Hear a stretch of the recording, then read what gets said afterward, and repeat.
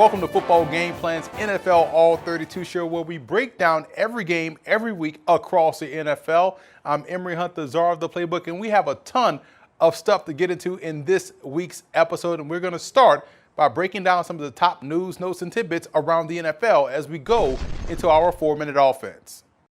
We've seen a lot of wide receiver movement in the past day and a half in the NFL, one being Mohamed Sanu being traded from the Atlanta Falcons to the New England Patriots. Now, what does that mean for the Patriots? The fact that they add a receiver that's a solid veteran, that's a capable number 2 or even number 3, that also can play outside or inside and gives them a valuable member inside the red zone, a guy that can definitely find his way open and make the catch. What it also means is that the team is moving on, it looks like, from Josh Gordon. They're putting him on injured reserve, thus ending his season, and they're planning to release him once he becomes healthy. So they're moving on from Josh Gordon. They're bringing in Mohamed Sanu. So we'll see how this works out as the season rolls along.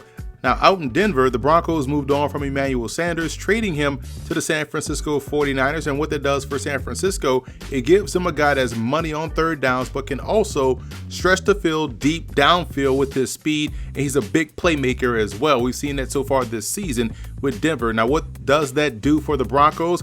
I think it just means an uptick in the production coming toward Deshaun Hamilton's way. I liked him coming out of college, thought he was the best slot receiver in the draft class, and now you pair him up with Courtland Sutton, who has grown into a number 1 receiver for this Broncos passing game, and they're going to form a formidable 1-2 punch out there in Mile High City. So I think this is a good thing for Denver. It gets your young player more reps, get him out there on the field at a more consistent rate, and we should see all teams involved improve out there on the perimeter with these additions that have been made this week involving the wide receivers. Browns get great news as Kareem Hunt gets welcomed back onto the team after serving his lengthy suspension for an off-the-field issue. Now, this is an all-pro player, a guy that's going to pair up real nicely with what they have on the roster in Nick Chubb. And if the Browns can focus on the ground game and allow the passing game to happen organically, they could be one of the more dangerous offenses in the NFL. And this is what we envisioned from them coming into the season. So having Kareem Hunt back practicing with the team,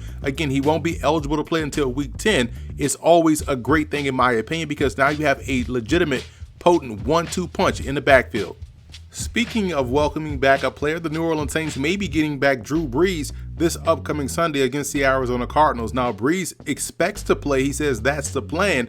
And Sean Payton said it may be a game-time decision on whether or not the future Hall of Famer will be out there on the field. But the Saints do know that they have a great, competent quarterback number 2 in Teddy Bridgewater that has led them to 5 straight victories and currently have the Saints sitting 6-1 on the season. So whether Brees plays or not, the Saints are still in good shape at the QB position. And on the somber note, the NFL lost one of its all-time great players in Willie Brown, the outstanding cornerback, Hall of Fame cornerback, who played with the Denver Broncos and Oakland Raiders. Now, he played with the Broncos from 1963 to 1966, and then with the Oakland Raiders from 67 to 1978. Now, when he retired after the 1978 season, he finished his Raiders career with 39 interceptions, tied for first all-time on the team, and he finished his 16 seasons in professional football with 54 interceptions, in which he returned for 472 yards and 2 touchdowns. He also recovered 3 fumbles. He's a member of the AFL, which is the American Football League all-time team,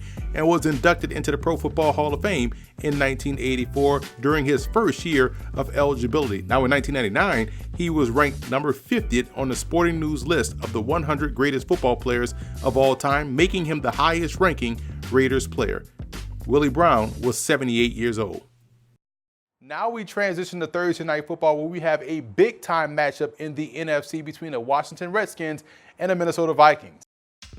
I think when you look at this ball game between the Redskins and Vikings, number one, starting with the Redskins offense, it's going to be imperative for them to come out the gates on all cylinders. Their run game has to be clicking. Their passing game, more in particular their blitz pickup, has to be where it needs to be, because you have to keep Case Keenum clean back there in the pocket. The running game can help alleviate a lot of that pressure, and if they can't do that, it's going to be up to Case Keenum to make sure he's able to understand where his hots are, beating the blitz, beating the pressure, and helping this offense have success, because I firmly believe their defense will give them a chance against Kirk Cousins and his high-powered Vikings offense. Now, on the other side of the ball, when you look at the Vikings, their defense has been outstanding. They can pressure the quarterback. They don't really have the blitz, but they can get pressure with their front four. But they have athleticism at the second level, and on the back end, they do a great job of forcing plays to go their way. And on offense, right now, Kirk Cousins is playing lights out football. He's playing with confidence. He's playing with a certain level of aggressiveness and swagger that we haven't seen from him in quite some time. So I like the way that they're playing on that side of the ball. I like the way that he's playing. He's getting the ball now to all of the targets that are out there on the perimeter. Dalvin Cook is one of the best rushers in the game. So they're well balanced on offense. Defensively, they can apply pressure. They can stop the run. They do a great job of smothering you on the perimeter. I do like the Vikings in this ball game to take care of business against Washington. We'll take a quick commercial break and be back with more Football Game Plan here on the Game Plus Network. Football Game Plan is brought to you in part by Ninth and Lux. Visit the website ninethandlux.com and check out the clothing gallery. Do You Music with featured artist IW and his latest album, Season 2. You can check that out on iTunes as well as doyoumusic.com. Nesby Phipps, art, life, entertainment. NesbyPhipps.com. Grind It Out Fitness. Visit the website grinditoutfitness.com and download the app. Financial Coaching LLC. Investment, retirement, security. Stewardship Credit. Financial growth is in your hands. Stewardshipcredit.com. Adrienne Marie Photo. Photographer, writer, management. AdrienneMariePhotography.com. Lock Multimedia.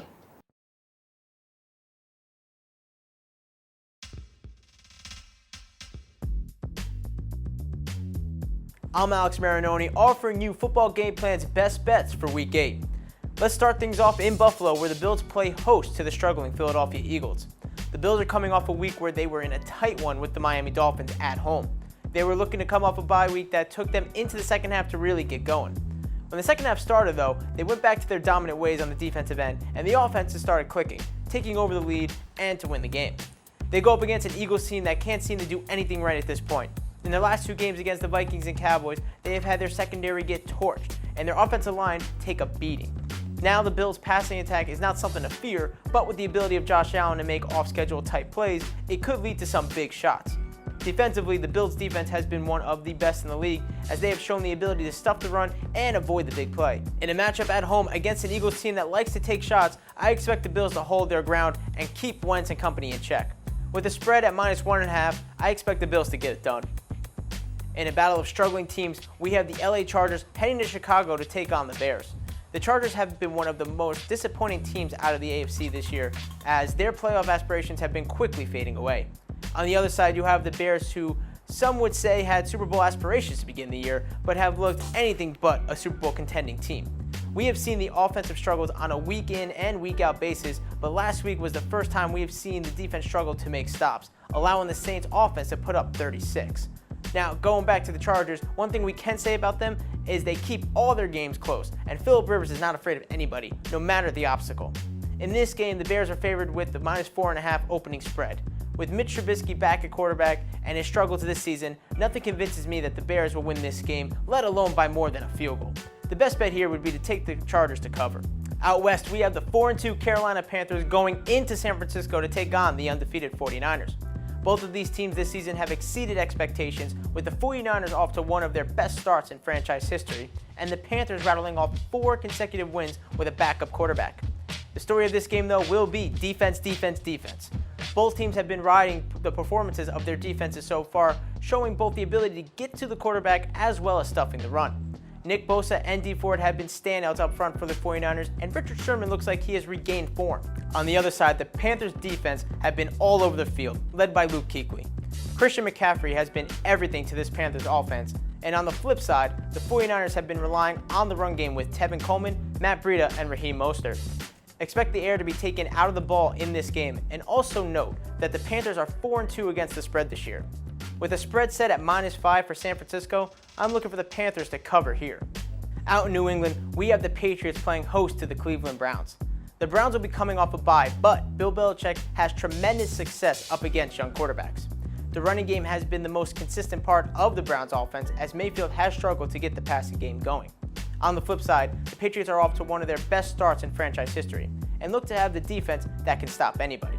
However, the offense hasn't been the unstoppable force we are used to. Playing against inferior opponents so far this season, the Patriots have yet to have that explosive offensive performance we are accustomed to seeing. The Browns' defense has been better as of late, and coming off a bye week, we can expect them to step up. With all that being the case, the line is set at -10 for New England. You can expect the Browns here to cover that spread. Down in Houston, we have the Texans taking on the Oakland Raiders. Both teams are coming off tough losses, but the offenses have been doing their thing. John Gruden and company have been able to get the most out of Derek Carr and Josh Jacobs, and Deshaun Watson has been an MVP candidate so far this season, despite the lack of consistency in the running game. With Tyrell Williams expected to come back, the Raiders could be poised for a nice offensive showing. And for the Texans, with or without Fuller, there has been little reason to doubt the Texans' ability to score points.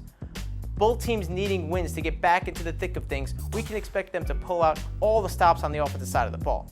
The over-under right now is set at 51 total points for the game. The best bet here would be to take the over. An interesting game out in Kansas City as we have the Chiefs taking on the Green Bay Packers. The Packers are on a rough stretch in their schedule, having to play tough teams on short weeks or other teams off bye weeks. Having to go on the road into KC will not be an easy task, even with Patrick Mahomes out of the contest. Matt Moore has proven to be a solid quarterback in the league who can keep the offense's mojo going. Should we expect a spectacular plays from Mahomes? Absolutely not, but he is still capable of playing winning football. On the other side, Green Bay has been answering every bell this year. Aaron Rodgers last week looked like Aaron Rodgers in his prime. The potential of Devontae Adams coming back will also make things better for Rodgers as his cast of unknowns are starting to become household names. Right now, the over-under is set at 48. There's good reason to believe that the over is going to hit in this one. This was Football Game Plan's Best Bets. I'm Alex Marinoni. Welcome back to Football Game Plan's NFL All-32 show. Emory Hunt, the czar of the playbook, and we'll start breaking down some of these 1 o'clock games on Sunday, and we'll start out in Orchard Park, New York, where the Bills, who are surprisingly 5-1 on the season, play host to the Philadelphia Eagles. This is a big game between both the Eagles and Bills for two different reasons. For the Eagles, I believe it's a must-win game because they have to keep pace with the Dallas Cowboys, who lead the division by 1 game, and it's a statement game for Buffalo because right now people are questioning whether or not their 5-1 record is solid or is it hollow. So you're going to get a great defense in Buffalo. You're going to get a very good defensive front seven with the Eagles and a very good offense that hasn't found its consistency yet with the Philadelphia Eagles. But overall, it should be a great game back and forth. I do like Buffalo to win this one. Here's why. You look at the defense of the Buffalo Bills. They're top 3, in my opinion, in the NFL and how they apply pressure, how they get to the running game on the outside, and also how they take the ball away in the secondary. Can their offense find success, find consistent success against this Eagles defense? That'll be the key, but I think this will be a low-scoring game, one that will come down to a touchdown. I think Buffalo will get one early, but I do like the Bills to pull off the shocker against Philly.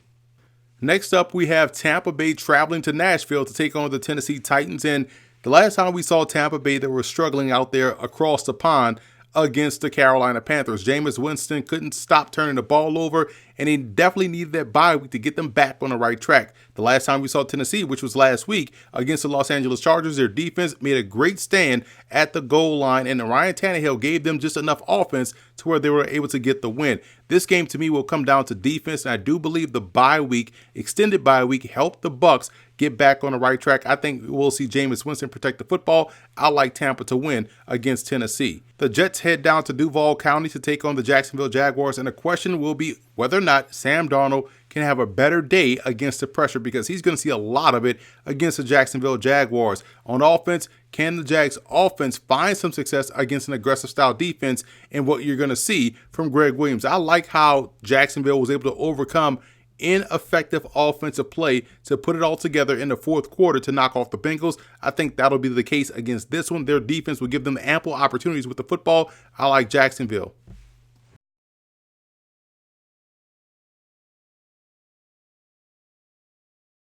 Be sure to order your copy of the Go-Go Offense by Coach Brennan Marion on footballgameplan.com/GoGoOffense. Coach Marion goes through the ins and outs of his explosive offense, one that's tearing up the college football field and putting a lot of points on the scoreboard. Again, you can order your copy at footballgameplan.com/GoGoOffense.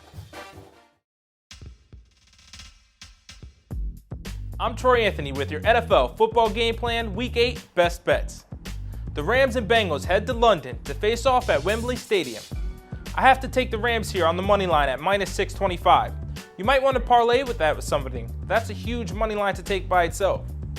The spread for this game is the Rams minus 12.5. You never know what Bengals team you're going to get, and they've been in the close games with a couple of good teams, only losing to the Seahawks by 1 point, the Ravens by 6, and the Bills by 4. And it being in London scares me a little bit to take that spread. But I feel with the money line with the Rams, you should be safe in this one. The Giants head to Detroit to take on the Lions. Detroit dropped a couple of games in a row now, but they were all against good teams, and I would not define the Giants as a good team at all. They struggled to keep pressure off of Daniel Jones, and he's had a number of turnovers as well. We thought that the Giants defense may have began to turn a corner here, holding the Patriots in check for the most part in the first half, and before that, stopping the Vikings a couple times inside the red zone. But the Cardinals took it to them on the ground last week. Even though the Lions look to be without Kerryon Johnson, I think Stafford gets this one done through the air. So I'm taking the Lions here, money line, at minus 286. Breeze may be coming back this week versus the Cardinals. Or it may be Bridgewater staying at the helm. Regardless, this offense is clicking no matter which quarterback is starting. Kyler Murray looks to be coming into his own as an NFL quarterback and has shown that he has more command of that offense. It looks to me that this may be a shootout in the dome. So at minus 110, I'm taking the over in the spread, over 47.5. Jacoby Brissett continues to get it done for the Indianapolis Colts, consistently passing for multiple touchdown games. The Colts look to be like a complete team on offense and on defense. As far as the Broncos, you can never really call which defense is going to show up, and their offense just is inconsistent at all. Their running game is iffy as well, and Joe Flacco does not look to be the answer at quarterback. The Colts take the victory in this one, money line, minus 275. Sam Darnold and the Jets offense just can't catch a break, going over superb defense after superb defense. Week 1, it was the Bills, then the Cowboys for Darnold, then the Patriots. Now it's this ferocious Jacksonville Jaguars front seven.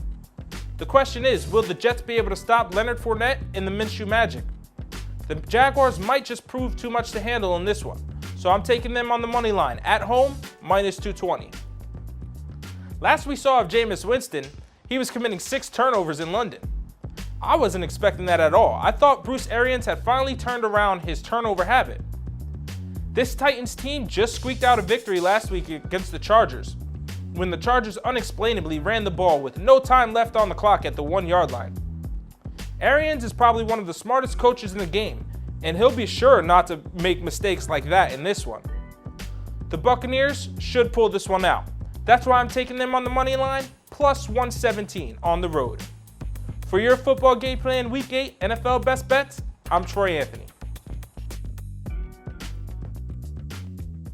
All right, welcome back to NFL All-32. Emory Hunter Czar, the playbook here, and let's get back into these game previews. And we have a big one down in the Big Easy as the New Orleans Saints welcome in the Arizona Cardinals, who are 3-1 on the season and look very impressive with their rookie starting quarterback, Kyler Murray. With or without Drew Brees, this is a very good Saints defense and one that's capable of moving the football with their backup quarterback in Teddy Bridgewater. We'll learn a lot about the Cardinals team and their progress in their 3-game winning streak, but I like New Orleans to take care of business at home. Underrated game here between the Lions and the Giants. I do think the Giants can win this ball game, but it'll come down to whether or not Daniel Jones can protect the football and keep this offense on pace. For Detroit, can they continue to make offense happen without Kerryon Johnson? I do think their passing game can have more than enough success against this Giants secondary. Look for Detroit to get the win against Big Blue. Out there in Indy, you have the Colts welcoming in the Denver Broncos, and what a season Jacoby Brissett is having for this Indianapolis football team. What was a question about his game is now a significant strength. You saw him go toe-to-toe with Deshaun Watson, and he outplayed Watson in that ball game. The Colts defense is outstanding. They get pressure at all 3 levels. Pressure from the defensive line, the linebackers pressure the run game, and in the secondary, they can turn the ball over, all of which will give the Broncos problems. I like the Colts. Atlanta plays host to the Seattle Seahawks, and the Hawks are looking to get back their mojo defensively after being gashed by Lamar Jackson. What a great way to do so, them taking advantage of a beleaguered offensive line in Atlanta. This one is an easy one for me. I like Seattle to get back on a winning track. Talk about a must-win game between two struggling teams on offense as the Chargers travel to Chicago to meet up with the Bears. I like the Chargers in this ball game defensively. I think they will do enough to frustrate Mitch Trubisky and keep that Chicago Bear offense sputtering despite having a lot of good playmakers on that side of the ball. You look at the Rams and Bengals meeting up out there across the pond in London. This is a big game for Cincinnati because they've been close to winning. They performed well against good teams this year. We saw the Rams offense get right back on the right track last week against Atlanta. I love the way Jalen Ramsey is fitting like a glove with that defense. I think they'll knock out the Bengals out there in London. Big game in the NFC between the Panthers and 49ers. This is a statement game for San Francisco because, again, they're undefeated, but many are questioning whether or not they are a legit undefeated team. They face a Panthers squad that has Kyle Allen at QB, but their defense and Christian McCaffrey are playing lights out. We'll see which end will tilt the scale for either team. I do like Kyle Allen, Christian McCaffrey, and the Panthers defense to get the win, the upset win against San Francisco. Raiders and Texans are both coming off losses, and in this game, with all things being equal, you have to side with the quarterback that you can trust to make plays consistently in a passing game, and even with his legs, and to me, that's easily Deshaun Watson, so I like the Texans. The Browns travel up to Foxborough to take on the New England Patriots, whose defense is the best in the NFL. Now, the Browns are coming off of a bye, and they'll have some things drawn up to try to defeat that pressure that they're going to see from New England, but I just don't think they have enough on offense to really shut down what the Patriots want to do. I like New England. And finally, the Packers and Chiefs meet up in Arrowhead, and we saw the Chiefs lose 2 games out there in Arrowhead. Now they're going to be playing a third one against the Green Bay Packers without their star quarterback, Pat Mahomes. This game, to me, will heavily favor Green Bay, and I think the Packers' defense and their run game, and also Aaron Rodgers, will take care of business. That's it for this week's episode of NFL All-32. I'm Emory Hunt, the czar of the playbook. Be sure to follow me on all of my social media accounts, and don't forget to check out and subscribe to the Football Game Plan Network located at youtube.com/footballgameplan. And as always, subscribe on iTunes to Football Game Plan Podcast, where you can find our NFL All-32 podcast with Troy Anthony, Alex Marinoni, and David Hassey can give you all of the news, notes, tidbits, and key storylines surrounding the NFL. And keep it locked here on the Game Plus Network, where Friday we will bring you our Football Game Plan College Football Tailgate Show at 6:30 p.m. Eastern Time. Check your cable provider for channel listings.